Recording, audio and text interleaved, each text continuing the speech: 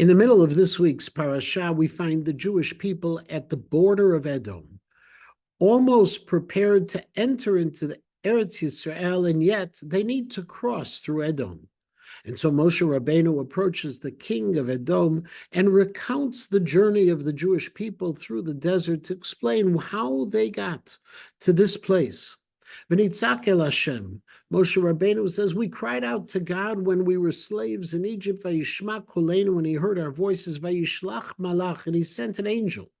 Vayotzienu mitzrayim, and he took us out of Egypt, v'nei anachnu b'kadesh. Here could say, Vulecha, and now we're in Kadesh, at the edge of your land. Who was the angel that God sent? Ze Moshe. It was Moshe Rabbeinu himself, explains Rashi. But how could the humblest person of all history, the Anav Mikol Adam, Moshe Rabbeinu, how could he boast before the king of Edom and call himself a Malach? Rav Zalman Sorotzkin Zatzal in his Oznayim LaTorah answers this question via a story that he once heard from the famed Telzer Rosh Yeshiva Reb Leizer Gordon Zatzal. Reb Leizer Gordon told him the story of another Rav of Vilna who once went out to daven outside of the city, and he saw a villager leading a cart drawn by a horse and a cow tied together. Doing so is a prohibition in the Torah. And so this Rav warned the villager that it's forbidden according to the Torah, but the villager didn't listen to him. The Gaon tried again and tried to explain to the villager why it was forbidden, and again, that didn't help.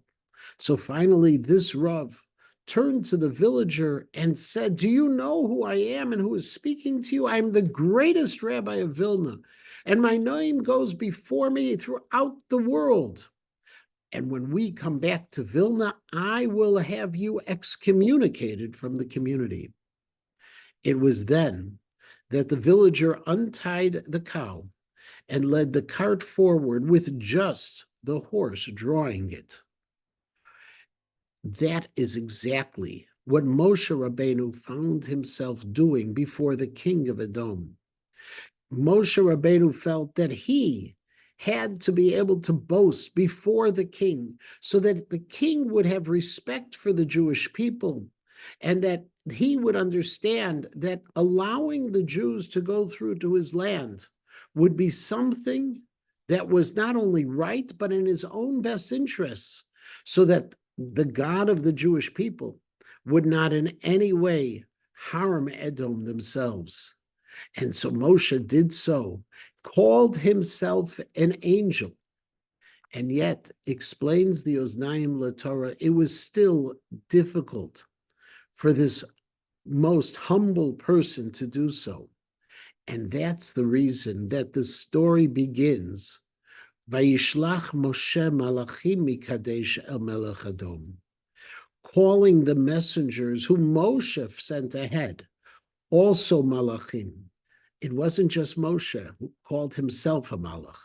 He called other people Malachim, because sometimes it's necessary to boast, and yet it's possible to do so with humility at the very same time.